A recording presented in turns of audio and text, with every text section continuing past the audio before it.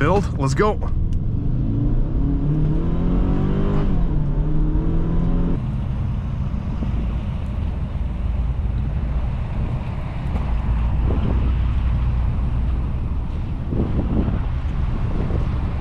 Hello there everyone, welcome to DM Car Reviews. Today we are driving a 2005 Subaru Outback 2.5 XT.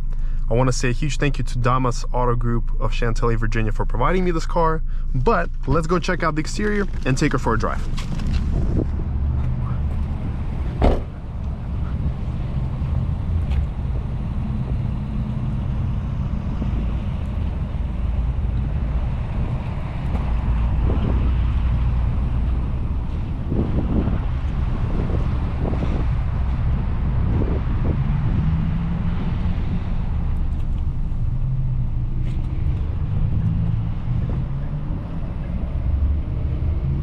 These are pretty rare units to come by.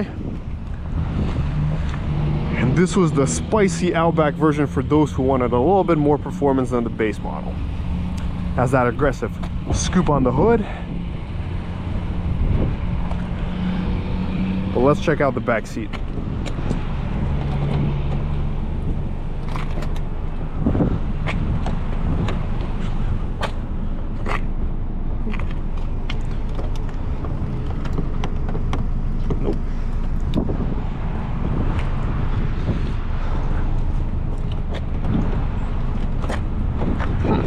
They're locked. Let's try and unlock them. Yeah, that should be unlocked. There we go.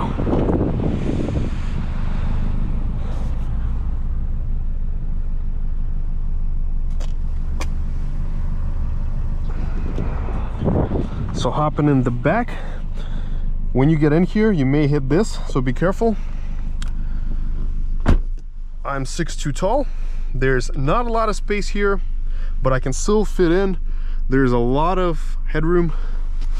We got an armrest, but no cup holders.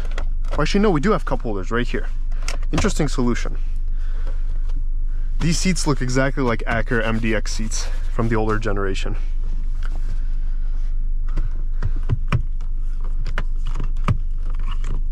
And just like that, we have to find another way to get out.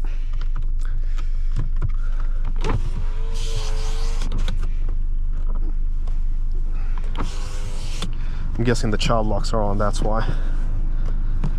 We got frameless windows. There we go.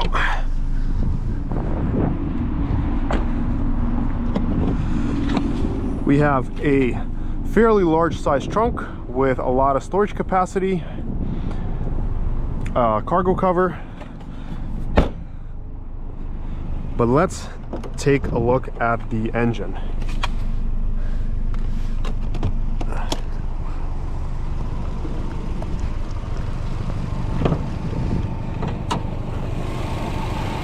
So here we got Subaru's Boxer engine. This is the 2.5, I believe the 2.5 turbo.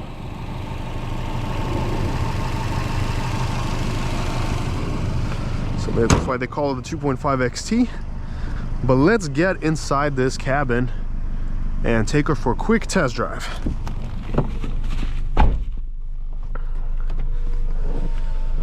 So in terms of features, it is pretty basic, but again, for the years, it was actually a quite nice techie cabin. We have the heated seats, the storage compartment, and extendable armrest with more storage, and this gigantic panoramic sunroof, which I think is super duper cool.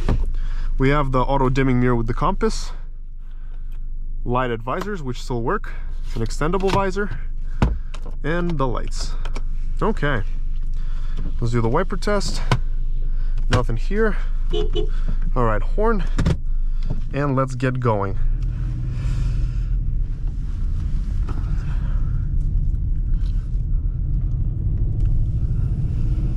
The car is warmed up, and I hear that whoosh from the turbo.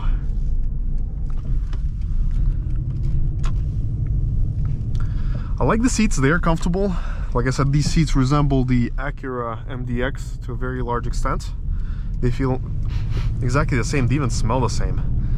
Wouldn't be surprised if they're made out of the same material too.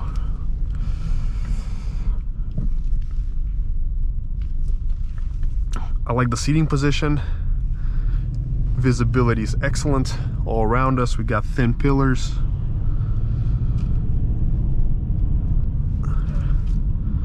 Sporty 3-spoke steering wheel. And the way the power here comes on so far, what I feel is that it kind of builds slowly and then it shoves you in. So it's definitely a little different experience.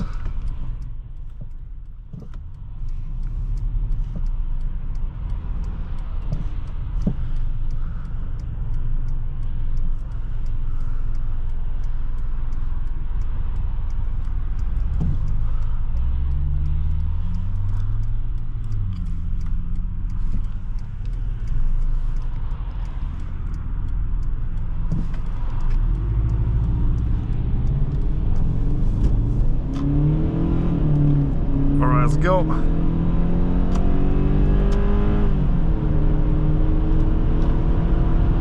The power comes on well. Not a race car, but it's definitely really peppy on the acceleration. The soundproofing is actually really good for a Subaru. Wind noise is fairly minimal on such a windy day as we have today. So that is very impressive.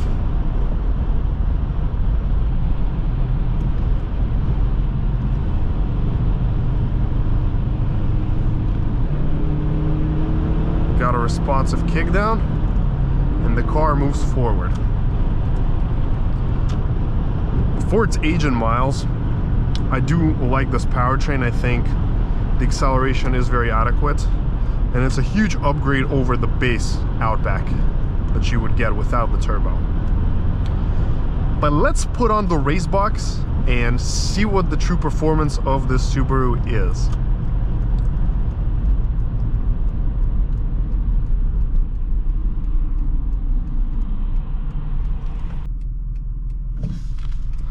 Let's check out the U-turn radius.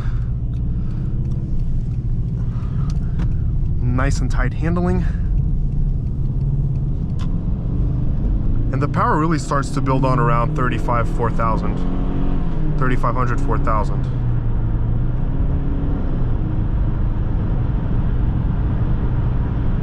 But before we get to our major 0 to 60 test here, let's do one off idle real quick. Let's see what we can do. All right, there's no traffic behind us. Let's come to a full stop. 3, 2, 1, let's go. Really thinks at the beginning. And now we're going. So 8.69 seconds 0 to 60, and we did 9.3 seconds 0 to 100 kilometers an hour.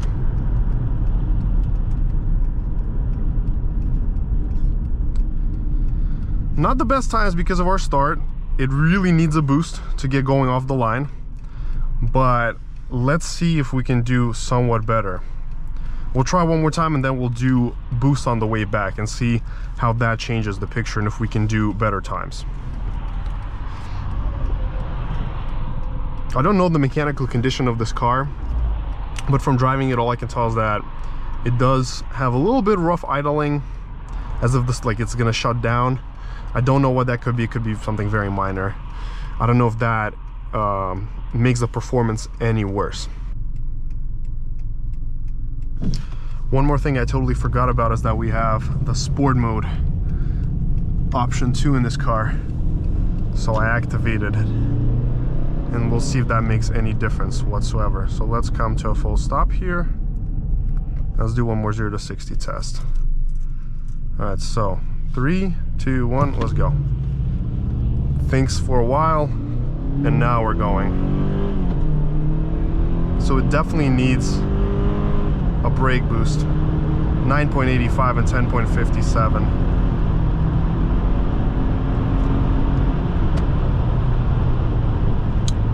Definitely not the best times. I feel like this car has much more potential to it. But you know, we'll give it one more shot. We'll see if there's something that we can do better with the time. But let's talk about the ride a little bit. Let's talk about how this car just feels in general. The ride feels somewhat floaty, but very settled.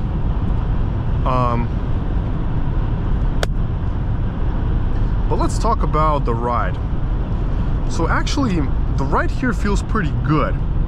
It feels fairly settled with a little bit occasional bounciness at higher speeds. It's like a little floaty sometimes.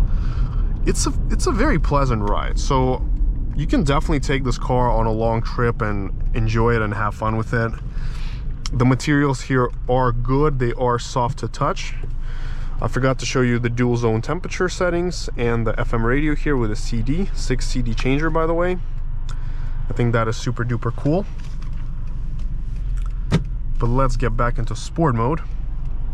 And we will finalize our acceleration test with one more 0 to 60 test, but this time we're gonna add a little bit of boost before we launch off, see if that makes any difference.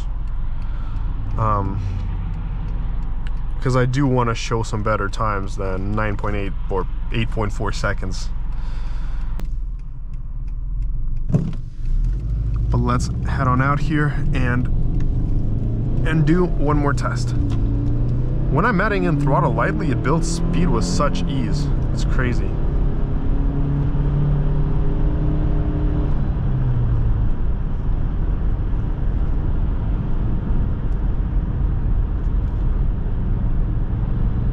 Speedometer is very accurate. At 54, it shows 54 to 50. Yeah, it's right on point. Very nice.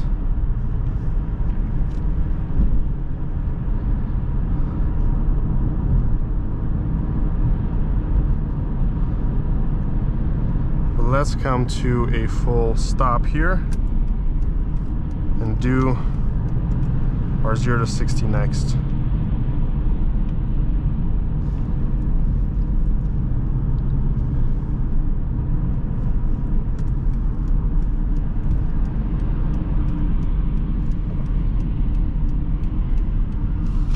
All right, well, let's come to a quick stop. All right, let's boost her up.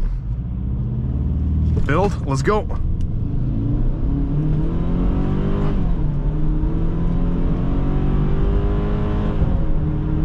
.14, 8.66. So we definitely did do a little bit better this time.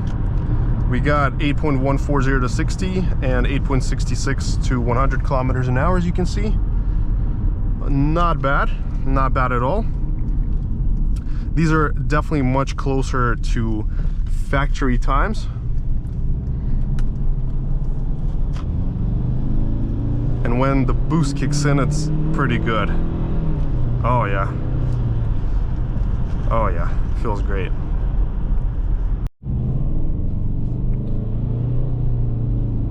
I definitely do feel like these are very potent platforms that carry a good amount of potential. Like with a tune and some other bolt-ons, this car can really wake up, and because it has all-wheel drive, you can make it quite a fast car.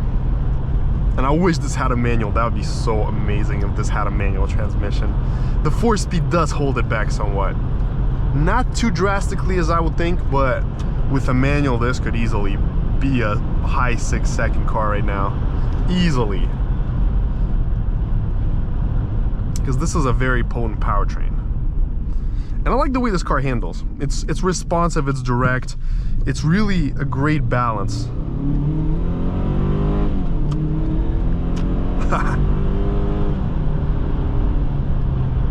Oh, Jesus.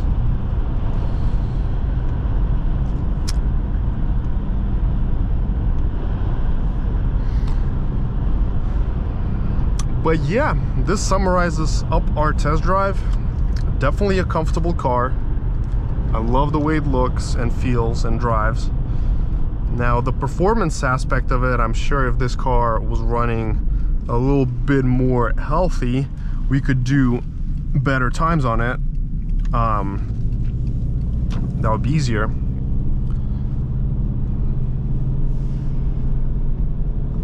but it's still a fairly good unit for its age. It's in very good shape, you know, like exterior, interior. So I would definitely pop a tune on this, an exhaust system, and it would be a great daily just to have for fun. Definitely recommend it. Well, thank you so much for watching, everyone. Make sure to smash that like and subscribe button. Until next time.